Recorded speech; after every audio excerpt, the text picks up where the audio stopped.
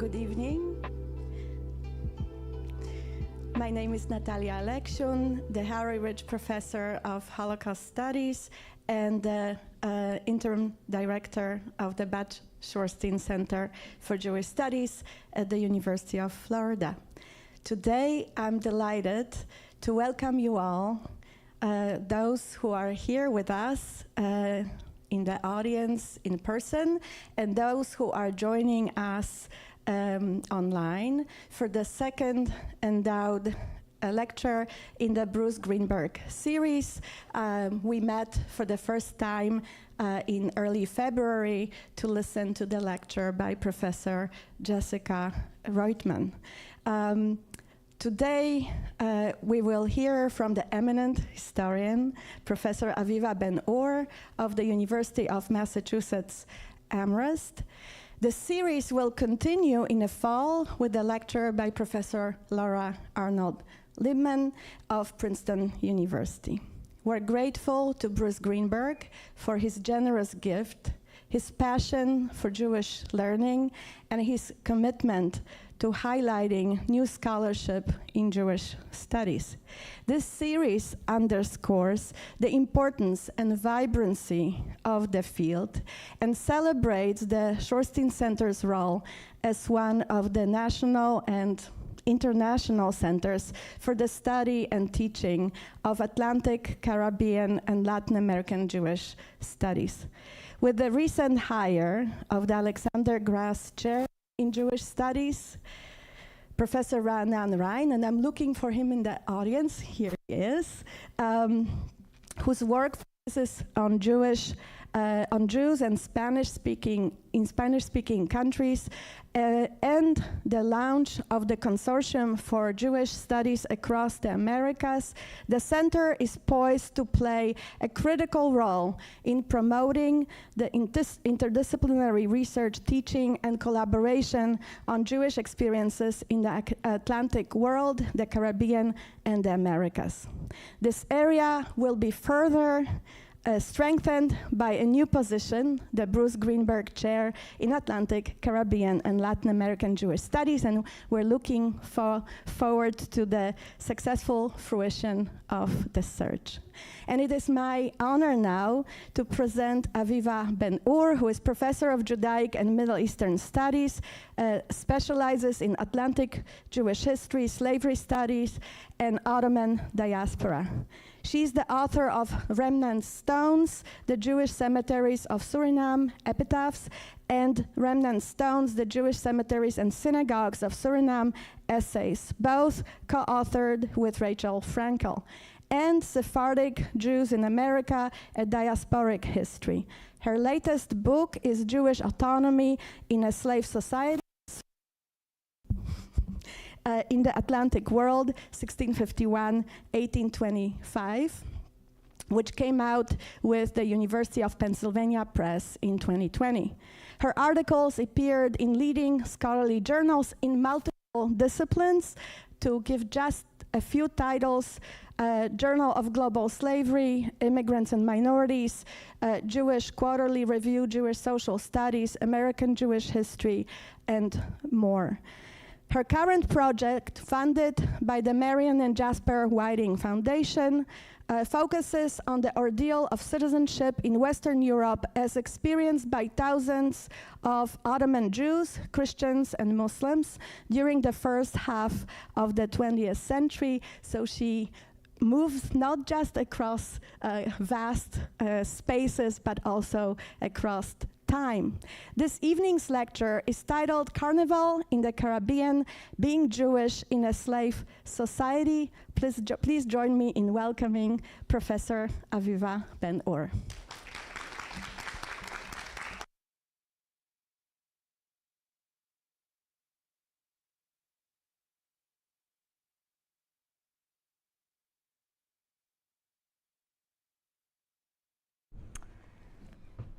Thank you so much, Natalia, for that wonderful introduction. And I'm so grateful to you all for being here.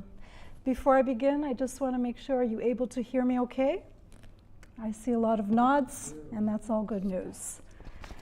All right, well, I'm going to stick to a script pretty much just so I don't go off on any tangents. And I first wanted to congratulate actually the Bud Shorstein Center for Jewish Studies for the launching of their new program and professorships in Jewish Studies and Caribbean and Latin American Jewry. It was so wonderful to me to hear about this, the establishment of the Bruce Greenberg Lectures in Caribbean, Atlantic, and Latin American Jewish Studies. And it also made me really happy to hear about the strong support for the history of Latin American and Caribbean Jewry. So I thank Bruce Greenberg for his philanthropy and the Jewish Studies Center for its invitation to be with you here this evening. I'd like to share with you first some autobiographical intellectual details, just to give you some context. I started researching Caribbean Jewry in the late 1990s, just after finishing graduate school. And when my latest book on the topic came out in 2023, it was actually an edited volume on entanglements, Jewish entanglements in the Atlantic world. I thought, okay, that's it. I'm going to now leave the Caribbean behind. So I switched focus, as you heard a little bit, and I'm now writing about Jewish carpet dealers, Oriental carpet dealers in the West. But somehow the topic of the Caribbean, it always lures me back. And the research I will share with you this evening is a few years old, but somehow it is more alluring in hindsight. So thank you again for being with me here today. And we're going to move forward here with slide 2. Could you speak up a bit? Of course. Thank you for noticing that. So let's begin with a definition of carnival. We're so lucky to be gathered here in the month of March because earlier this month, Jews across the globe celebrated Purim, and in February, people across the world celebrated variations of carnival. The word carnival originates from the medieval Latin phrase carne levare, which means to remove meat or leave away meat. And it refers to the final period of feasting and indulgence that Catholic Christians engage in before a 40-day period of fasting during the season of Lent, when the consumption of meat is prohibited. And often many other indulgences are prohibited too during this 40-day period. Despite the Catholic origin of carnival, carnivals in the Caribbean were not necessarily of Catholic provenance or even linked to a cycle of overindulgence followed by self-deprivation. And as we'll see today, a carnival-like festival that overlapped with the Jewish holiday of Purim was, for 150 years at least, celebrated in the Dutch colonies of the Caribbean, namely Suriname and Curaçao. And the official religion of these colonies was Protestantism, not Catholicism. Further, as we'll see, many aspects of the carnival-like celebration of Purim are similar to Western African celebratory traditions. Consider, for example, masquerade, communal dance, and the transmission of ancestral values. What I'm going to argue today is that you cannot fully appreciate the festivities of Purim in Suriname and Curaçao unless you center the social diversity of these Caribbean societies, as well as the majority population, which was of West African heritage. The former Dutch colony of Suriname is an outlier in the region. It's located in the circum-Caribbean, so it's not an island. It's not in the insular Caribbean, and for that reason, many people don't even consider Suriname to be part of the Caribbean. Although it's located on the South American mainland, just north of Brazil, it deviates politically, culturally, and linguistically from every other country in the area. It was first colonized in 1651 by the English, and then it fell under Dutch rule, where it remained until 1975, so 1667 to 1975, it was under Dutch rule. Suriname is wedged in between the former British Guyana to the west and the French Guiana to the east. Like Guyana, which was independent, has been independent since 1966, and French Guyana, which is still a part of France today. It's a département of France. Suriname is not part of Latin America. Its official languages are not Spanish or Portuguese, but rather Dutch and the Creole language known as Seranantongo, which is known in the records as Neger Engels in Dutch, which means Negro English. Similarly, on the Dutch island of Curaçao, off the coast of Venezuela, this colony was an outlier and still is an outlier in the insular Caribbean. The main languages on that island are Dutch and Papiamento, not Spanish. Also, like Suriname, the religion of Curaçao's colonial rulers was Protestantism, although the majority population tended to be Catholic.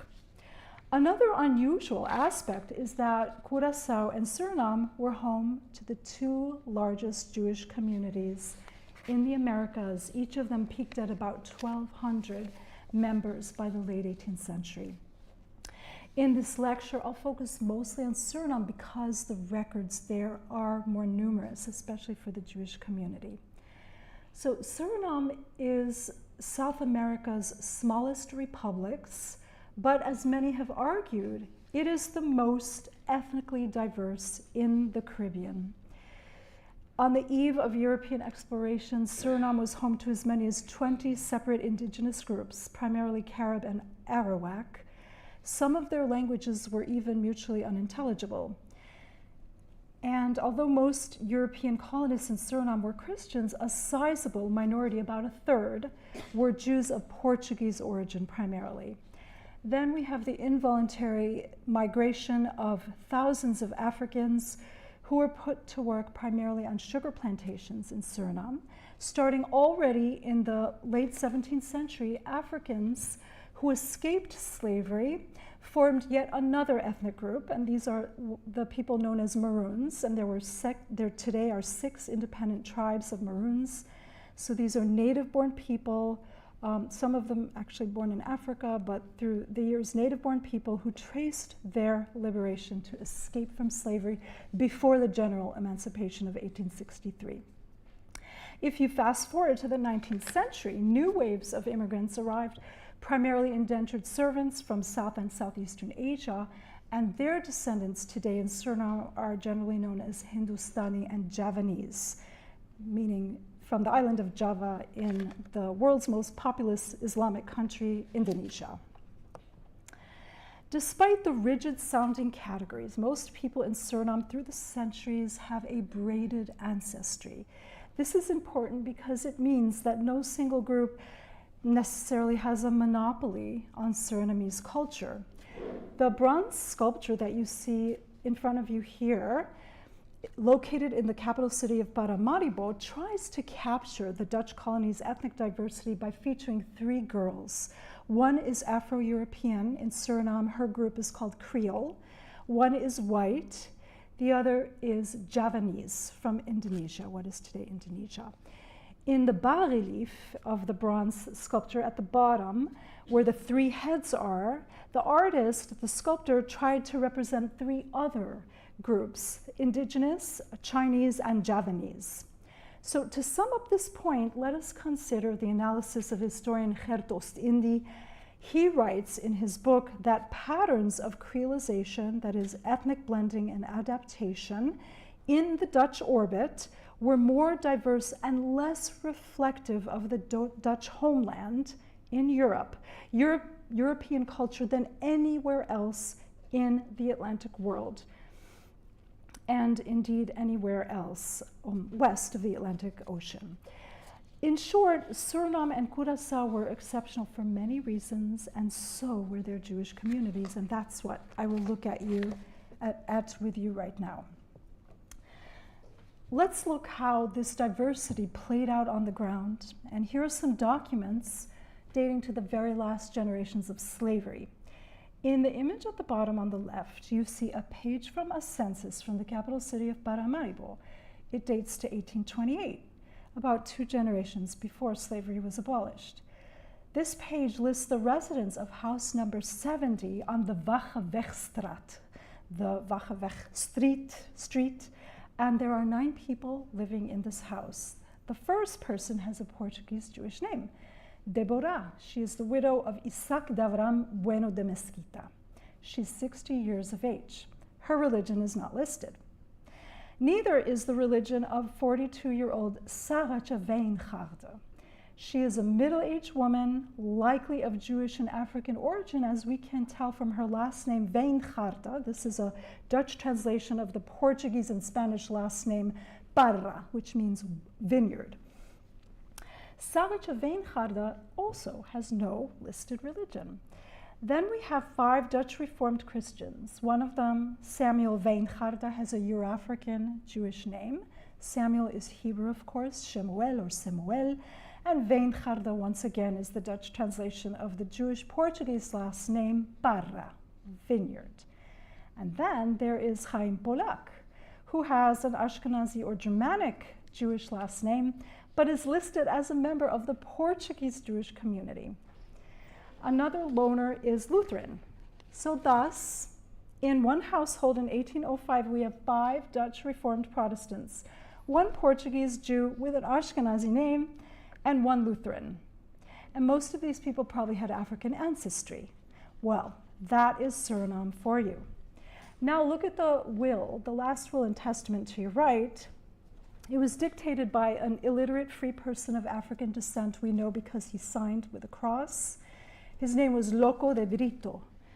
Loco's first and last name suggests that he was at one time owned by the Portuguese Jewish de Brito family. Loco means crazy in Spanish, and it could have been a derisive slave name. When Loco van de Brito wrote his will in 1805, he left charitable bequests to no less than 4 religious communities: Reformed Dutch Protestant, Lutheran, Portuguese Jewish, and Ashkenazi Jewish.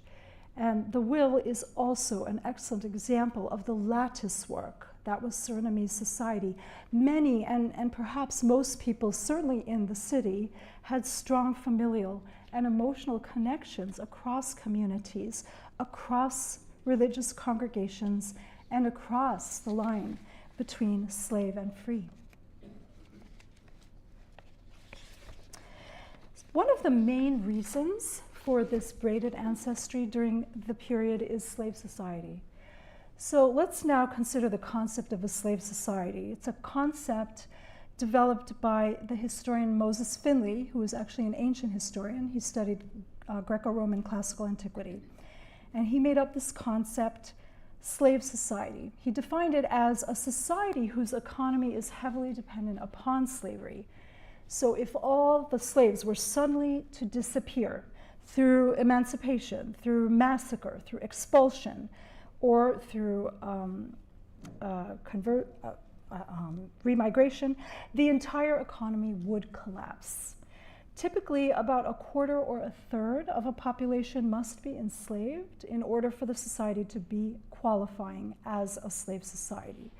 And consider that Suriname way outdoes that minimum requirement. Over 90% of Suriname's population by the late 18th century was both enslaved and of African origin. And their numbers hovered between 40,000 and 50,000, by the way. For our purposes today, this is why slave society is important. In a slave society, every aspect of life is impacted by slavery. Aside, obviously, from the economy, slavery's impact can be seen in sartorial traditions, that is, the way people dressed, food and foodways, humor, sexual relations, which were often non-consensual, and also leisure, as we will see in the celebration of Purim.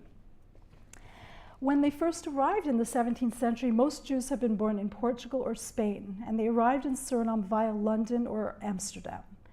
Their ancestors had been forcibly converted to Christianity in 1497. Thousands of these converts to Christianity then fled inquisitorial persecution and made their way to Amsterdam and other official Protestant cities in Europe, including London, where they formally converted to Judaism. Starting in 1651, some of these new converts to Judaism trickled into Suriname and settled inland, about 30 miles south of the capital city. there they launched sugar plantations, which were worked by African slaves. At that time, Jews represented about 1/3 of the white population, and most were of Portuguese origin, although there were also Spanish-speaking Jews and some Ashkenazi Jews who began to arrive starting in the late 17th century. They were coming from Central and Eastern Europe.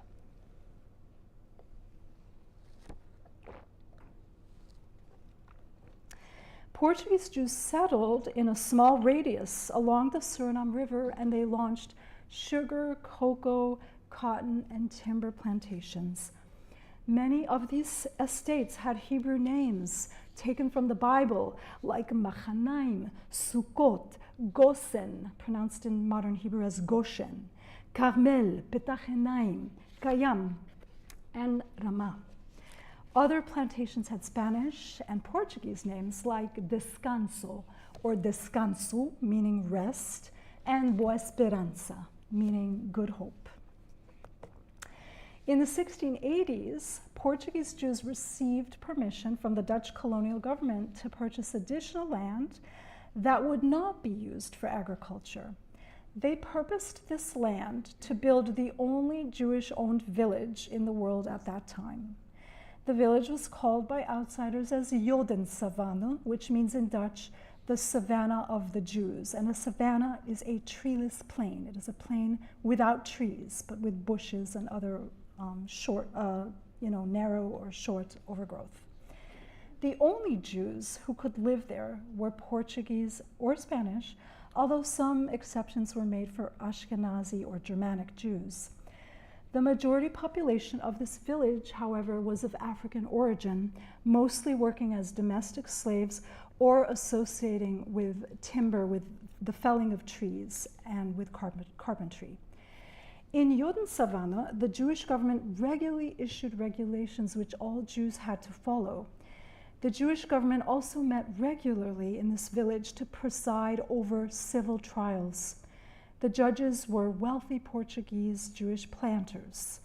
The religious and secular rules that this Jewish government body issued were enforced by Dutch colonial authorities, who recognized the privilege of Jewish self-rule. In Jodensavanne, apart from the village itself, you could also find Jewish schools, an orphanage, a cemetery, many brotherhoods and mutual aid societies, and a synagogue, which you can see on the highest elevation right there. That is called the Beracha V'Salom synagogue, meaning the blessing and peace synagogue. One of the clauses of the Jewish government that the Jewish government issued was that Jews had the privilege to convert their slaves to Judaism. Many did just that, and that resulted in a steadily growing subpopulation of Portuguese Jews. Some of them were enslaved, some of them were free, and all of them traced part of their ancestry to Africa, at least part to Africa.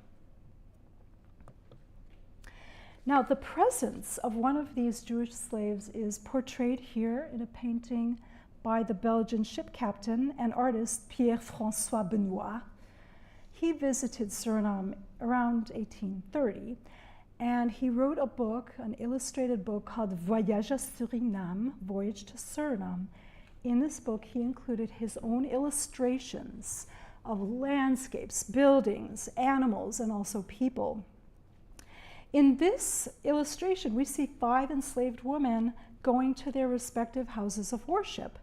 All women are wearing the billowing skirts characteristic of Creole, i.e. Afro-European culture. Sorry, that was the wrong one. These billowing skirts. They are known as the kotimisi. They are all barefoot, which is a telltale sign of their enslaved legal status. And I get this very good insight from historian Vika Fink. She points out that in the entire book, the first glimpse you get of a Jew in an illustration is this one.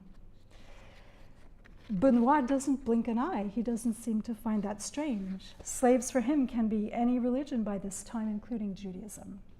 And indeed, the caption reads, 6 slave women are going to their churches on a holiday. From right to left, in the foreground are a Lutheran, a Jewess. Here's the Jewess in white, with her back towards us in semi-profile, a Calvinist and a Moravian. In the background, a young Christian Creole slave going to church on Palm Sunday.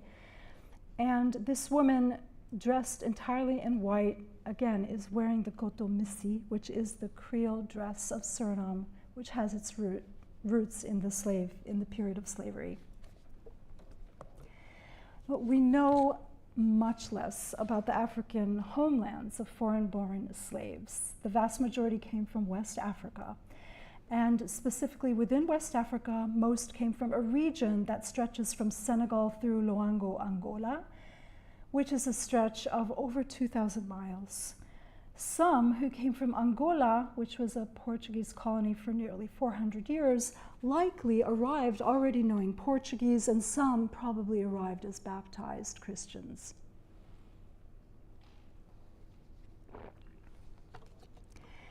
Now let's get to the moment we've all been waiting for, Purim. So the Jewish holiday of Purim is a minor festival. In other words, work is permitted. And it usually falls in this month, actually, in the month of March, to be precise, the 14th of Adar in the Hebrew calendar. It commemorates the ancient Persian Jews' delivery from annihilation in the 4th century before the Common Era in ancient Persia. And celebration of the holiday entails 2 public readings from the part of the Hebrew Bible known as the Scroll of Esther, or Megillat Esther, or the Book of Esther.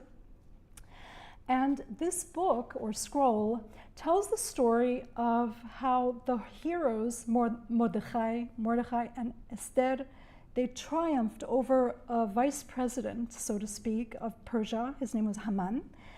And he had convinced the ruler of Persia to decimate the Jews, to blot them out. So during the public reading of the Scroll of Esther in Jewish congregations, whenever the name of Haman is read out, the congregations traditionally make very loud noises. They shout. In Suriname, they banged on furniture, sometimes breaking it. And they also held clappers that you just mobilize them like this, and you can make a very loud noise. And they do this symbolically to blot out the name of this genocider, Haman. In the story, Esther was able to change the king's mind about massacring the Jews by first hiding her Jewish identity, then marrying the king. And once she found his favor, she finally revealed her Jewish origins to him and convinced him to stop the genocide. Purim is usually a one-day celebration. It directly follows a fast day, the fast of Esther, which originally lasted 3 days in biblical times, but in the diaspora, it was whittled down to just 1 day of fasting. And so note that this is the inverse. This is the inverse of Carnival, because with Carnival, first you feast and you go crazy and then you fast. Purim, it's the inverse. First you fast and then you feast.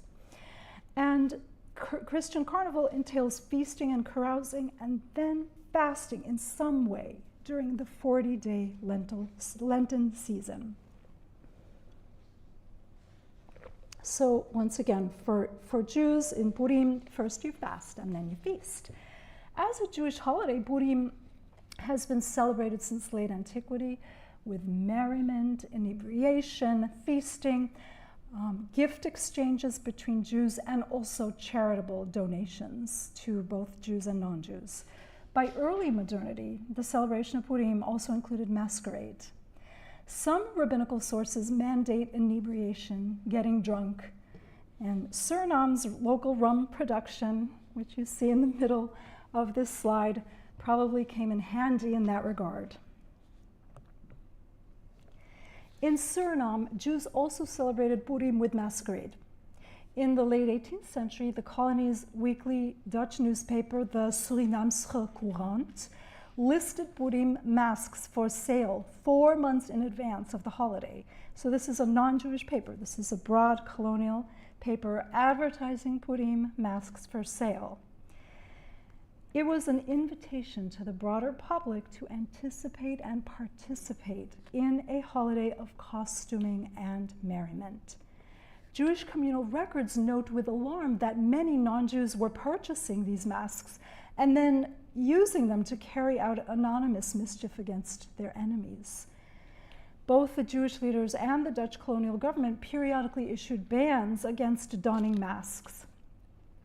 The Jewish community sometimes limited mask wearing to children, and they also forbade children from going out into the streets in the evening with these masks. There is more direct evidence that people of African ancestry found meaning in Purim. And so in that newspaper that I mentioned, any free person who was literate could have read this newspaper and taken advantage of buying these masks. Rosa Mendes Meza, also known as Rosa Judia or Rosa Judia, the Jewish Rosa, was a wealthy Euro-African Jewess who was born a slave. In 1771, an inventory of her house listed a scroll of Esther. It's listed as Histoire van Hester, which is the French word histoire, and then Hester is the Dutch pronunciation of Esther. And she also owned Hebrew books and a Spanish language prayer book. So again, speaking to the literacy of people of African descent. Rosa Judia or Judea was a wealthy plantation owner who, by the way, owned her own nephew and nieces. And that nephew and nieces, they were also Jews. And this is a topic I explore in an article I wrote called Close Kin Ownership, where former slaves often owned their own relatives. Another example of the meaning of Purim for people of African descent is an enslaved man whose last name was La Parra, or at least he was referred to as the slave of La Parra, owned by a man, Portuguese Jewish man, whose last name was La Parra. In 1759, this slave ran away from his master to a maroon settlement, so runaway slave settlement in the rainforest. And by the way, Suriname is 90% rainforest even today. And he ran away to a maroon settlement and was hiding out in a hut. Now, what's quite interesting is that he took something along with him. He took with him a so-called history of Esther in Hebrew. So we know for sure that this Histoire van Hester was a scroll, and it was in Hebrew. The scroll was found later on in one of the maroon huts by a government military expedition charged with capturing runaway slaves. Perhaps the hut looked something like the one depicted on the left. Oops, that was the wrong one too. Let me get my light. This hut right here, it's a little dark, but you can sort of see it. The owner of both the slave La Parra and the Esther scroll was the lieutenant of the Jewish military division. His name was Yosef d'Avram de La Parra, and he was charged with periodically reporting the flight and recapture of runaway slaves. So he might have been tasked with tracking down his own runaway slave. The runaway's religious identity or formal belonging in the Jewish community is ambiguous. The source calls him Joodse, the Jode Neger van La Parra. Does that mean that he was a Jewish Negro, quote unquote, because he was owned by a Jew? Or did he undergo circumcision and maybe also immersion, ritual immersion, which would have accorded him full Jewish status in the local community? We just don't know. And also, why would he have run away with the Megillah, with the scroll of Esther? A biblical scroll is not really a practical item to run away to the rainforest with or to ensure your survival in the rainforest. So maybe he stole it as a talisman to protect him from being tracked down. And we know that decades later, in both Suriname and Curaçao, African descendants on those colonies, they would protect their children against the evil eye by purchasing Hebrew talismans and hanging those talismans around the necks of their young children and babies. In the 1820s, you could buy these charms for 3 guilders in Suriname and for 5 guilders in Curaçao. Or maybe he understood the monetary and the sentimental value of the Purim scroll, and he was trying to inflict emotional and financial damage on his master. But why specifically a Purim scroll? They were kind of rare in the inventories of Jews. You would much more often find Hebrew Bible scrolls and scrolls of Ruth, for example. So it could be that Purim the slave was fully aware of the text's religious and historical message. And if so, maybe he saw that message as resonant with his own predicament as an unfree person in a brutal slave society. The appeal of the character of Esther is often seen in African-born slave communities and in the lives of their descendants. We know that from the historian Nell Irving Painter. She points out that the U.S. former slave Sojourner Truth and other enslaved and manumitted peoples of African origins in the mid-19th century U.S. cherished the triumphant story of Esther.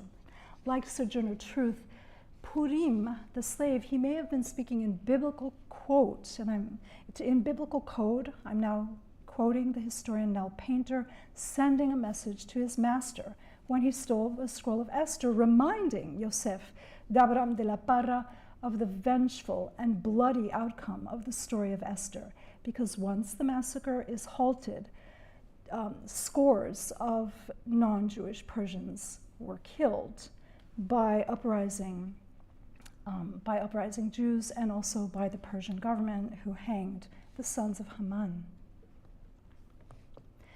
So thus far we have seen how slave society tended to shape the observance and nature of Purim in important ways. Another influence of slave society was the duration of the holiday. As I mentioned, Purim was typically only observed for one day in the Jewish diaspora, and it comes right after a daytime fast. But in Suriname, the merriment of Purim, get this, it lasted 1 week or longer. And on Curaçao, the island of Curaçao, it was celebrated from between 8 and 11 days. In the capital city of Paramaribo in Suriname, revelers would mob the streets in masquerade. They would don sailor costumes, runaway slave costumes, like maroon costumes, and they would also don military regalia. Some carried weapons. Many danced to the beat of drums.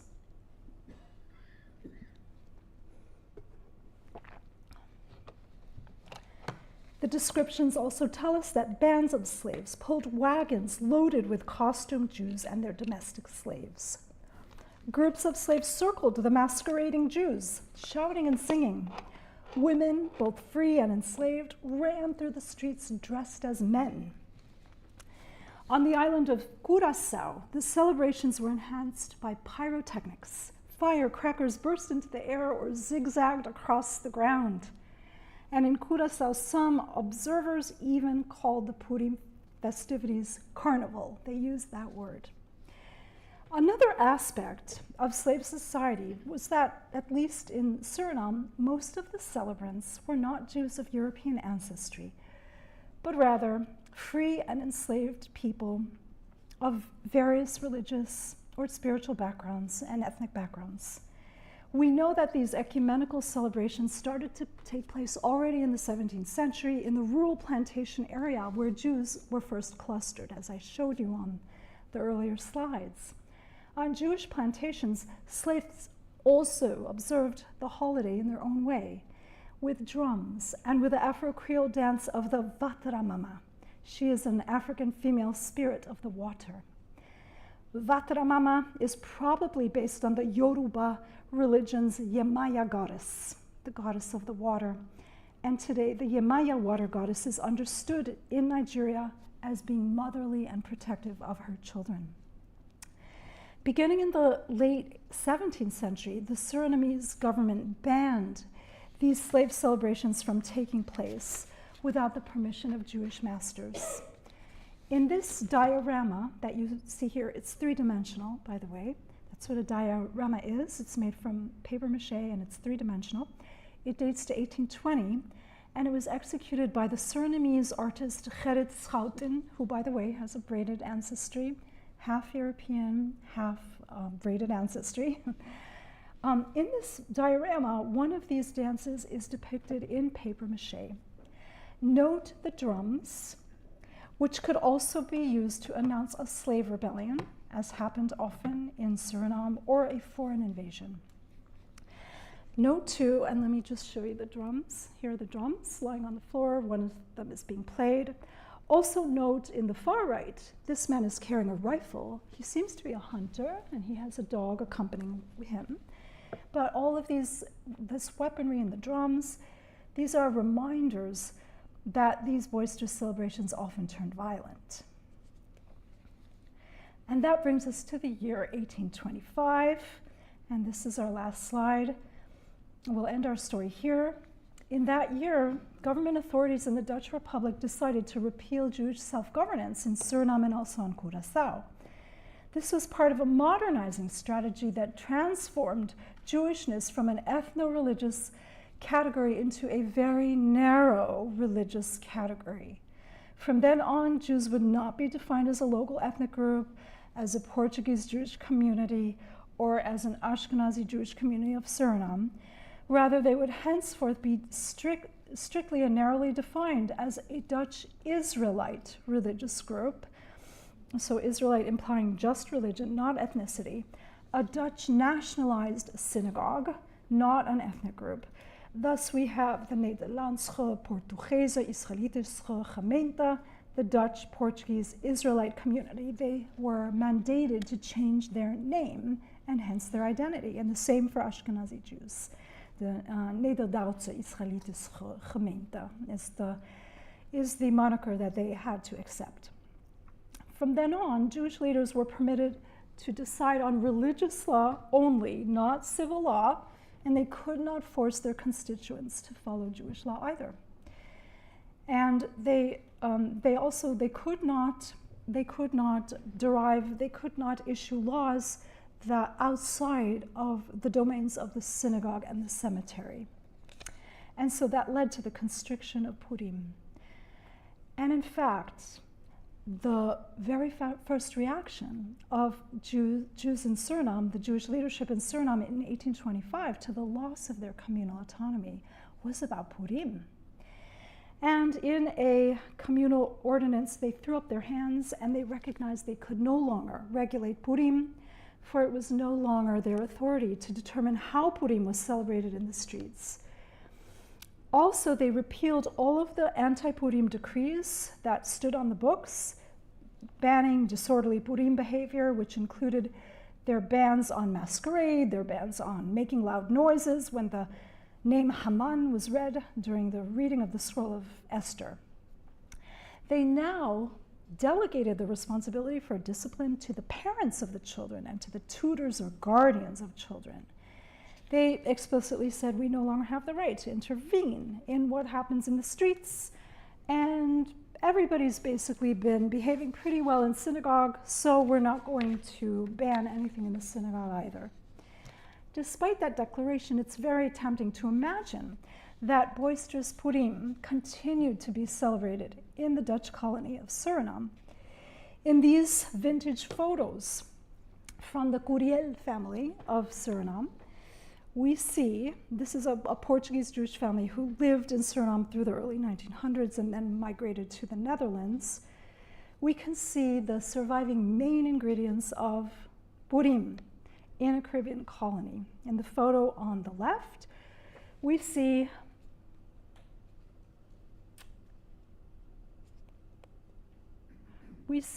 cross-dressing men and women. And the woman in the back row, the one who has a mustache, she is dressed like a man. And look what she's holding in her hand. It's a drum. The drum, as we've seen earlier, is a symbol of rebellion and a call to arms. And there's a tray on the ground with some kind of intoxicating liquor, maybe Surinamese rum. Note how the men in the foreground, they're wearing the kotimisi dress, the Afro-Creole dress, the traditional dress of Creole women in Suriname. these billowing dresses which are accompanied by headscarves, which, by the way, are an African tradition. And then I thought, the man in the back, is he holding some kind of weapon? Is that a weapon? Or some kind of walking stick that is doubling as a weapon? On the right, we see costume Jews, one in a military-like uniform with a drum, a reminder of a government ordinance a century before which banned drumming in the streets during Paramaribo, during Purim, because it sounded too similar to a slave rebellion or an alarm announcing an imminent slave uprising. Almost a century earlier, when Jewish leaders repealed all restrictions against rowdy celebration of Purim, they had noted the good behavior of Jews during Purim, and they congratulated their congregation for internalizing the values of decorum, silence, and decency. Yet, at the same time, these community leaders in 1825, they had to issue a reminder to worshipers to continue to behave properly and respectfully. Given that strange reminder, and also the two photos that you see before you, one suspects that the boisterous Purim lived on in Suriname, and that the Jewish leaders would have issued bans on behavior in the streets if they could have only done so legally. Because by 1825, Purim in Suriname had become the patrimony of Suriname's multi-ethnic population, the only Jewish holiday to have been straight-jacketed by both colonial and Jewish legislation. Purim had become a local variant of Carnival.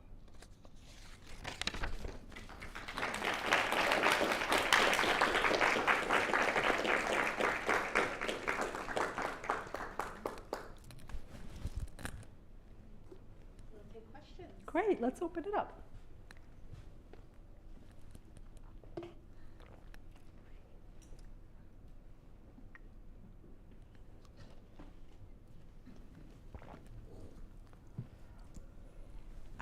I know very little, almost next to nothing about this area, but we did live in Ecuador formerly, and I know about the brief time that Jews were in Ecuador, principally after, or during and after the Second World War, and then a trickle still there. What is the situation in Curaçao? My daughter actually mentioned one of her friends whose family is from Curaçao, who's an active Jew in New York. And so I knew there was some connection, but what has happened since this time? In Curaçao specifically? Well, after 1975, when Suriname became independent, and Curaçao, it happened afterwards, but as soon as those regulations are instituted, half of the population moves to the fatherland, to the Netherlands. So the attrition from those communities began already in the 19th century, where Jewish communities, they typically migrated to Europe for the purposes of advancing their careers, their education. And so you can sort of say that the two communities have been dwindling ever since. Today, the Curaçaoan population the Jewish population is extremely small. They manage against great odds to survive. They have a magnificent synagogue. Many of their members are married to non-Jews. And if you speak with community leaders, they will, in a quiet voice tell you, this is the end of our community. And for that reason, I think it's so important for historians to remember that the community will not disappear so long as we have the archives. It's not just memory, it's memory ensconced in writing and imagery. Thank you for your very illustrative talk. We know that the slaves in the South were very badly mistreated by their owners. What about the Jewish ownership of slaves?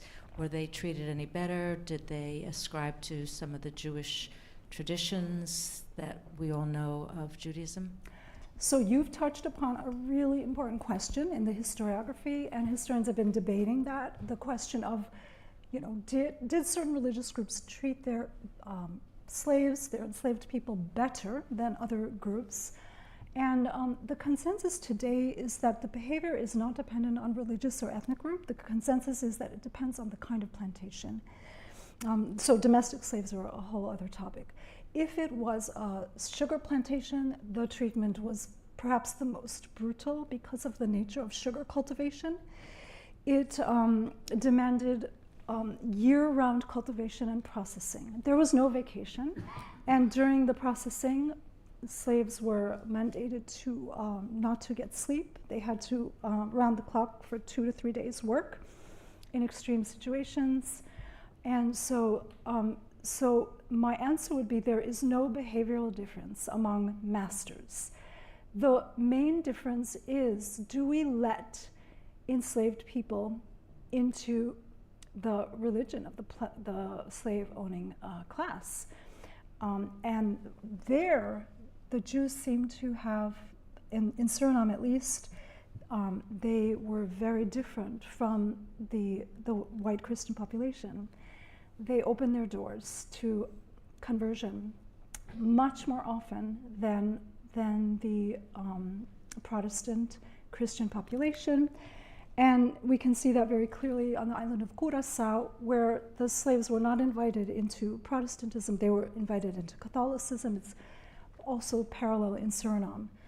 So that is the major difference, and that is why you have to center economy when you study slavery. That is the engine of society, is the economy and how slave plantations operated. I guess to follow up on that question, oh, sorry. I was going to ask, what do you think compelled these Surinamese Jewish communities, plantation owners, to convert their enslaved populations? Do we have, what kind of sources do we have at the time that, like, do we have anything that sort of talks about their motivations, and how common was it? Yes, another excellent question. So, and two questions, one motivation, one how common. So the first thing is, Jewish planters left behind wills, and in those wills they sometimes give motivation.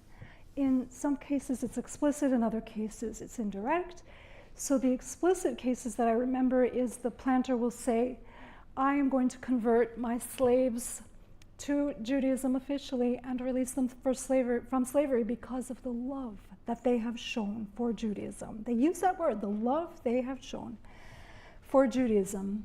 And the indirect evidence is that in the Portuguese Jewish community, many of the planting class, they married their first cousins, and that can lead to infertility. And a surprising number of couples who I've studied, they had no biological children, but the planter, the male planter, he had a whole bunch of people in his will that he was bequeathing property to, and these people were enslaved. They were obviously his children. So in the wills, they would never admit this. They never, not until like the mid-19th century, do they actually come forward and say, my child, the slave. Before that, it's not decorous to do that, and they'll just say, I bequeath to my slave this plantation or this agricultural wagon or whatever. And so that is one of the irksome questions, motivation. Isn't that the thing that historians tear their hair out most about? How can we get into people's mentality of the time? The second question is how common it was, and the process of converting enslaved people to Judaism began right away. You can see it in Brazil, when the community, so there was a community before Suriname that had an autonomous Portuguese Jewish community in Brazil until 1654. They were already bringing in people of ancestry, African ancestry, into their community as Jews. We know that from the communal ordinances. Same thing in the 1660s, as early as the 1660s. You see enslaved people bearing the last name of Judeo. Judeo means Jew, and no Jew of European ancestry would be called that. So that is another hint that these people had part African ancestry. It was typically an African-born woman who had children in a sexual relationship, whether consensual or not, and there's also a spectrum, as historians have noted, of consensuality. That is how most of these people came into being. How common it was, in a way that doesn't matter, because as soon as you begin that process, incrementally over the generations, the community expands like exponentially, and not just Jewish enslaved people of Jewish origins, but actually free people in general of African enslaved ancestry. Their numbers skyrocket in the late 18th century, and they migrate to Paramaribo, many of them. So exponentiality is the key to see how common it was. Yes? Thank you so very much for all of this extraordinary work. I am curious about something you just said. You talked about the spectrum of consensuality, so I'm really curious from a scientific perspective, given the power dynamics, the inequity of power dynamics, what does the spectrum of consensuality look like when we're talking about sexual relationships that, for me, and for me, and just candidly, I'll share, I'm a survivor of childhood sexual violence, and so I just find that language, it feels heavy and problematic when we're talking about power dynamics of an enslaver and an enslaved. So I'm curious about the spectrum. Yeah, it's definitely out of sorts with modern discourse, and the language around sexual abuse has radically changed. I mean, in my own lifetime, just look at the newspapers, how they report on incest and rape and all of those things. The way historians think about this is very out of sorts with today's language, for example, in the United States. And I got the phrase, the spectrum of consensuality, from a historian whose first name is Françoise. I'm forgetting her last name. She works on the French Caribbean. I can give you the citation. And the reality is that, like today, it's becoming more and more black and white to say this was consensual, this was not. But back in those days, there was so much subtlety. For example, you can't say, oh, African women, they were just violently raped, because you find many signs that African women were putting themselves forward, initiating relationships for the betterment of their children. And that's the nuance of history. History is always nuanced. People's motivations are incredibly complex. Their mentality is not our mentality, meaning modern people's mentality.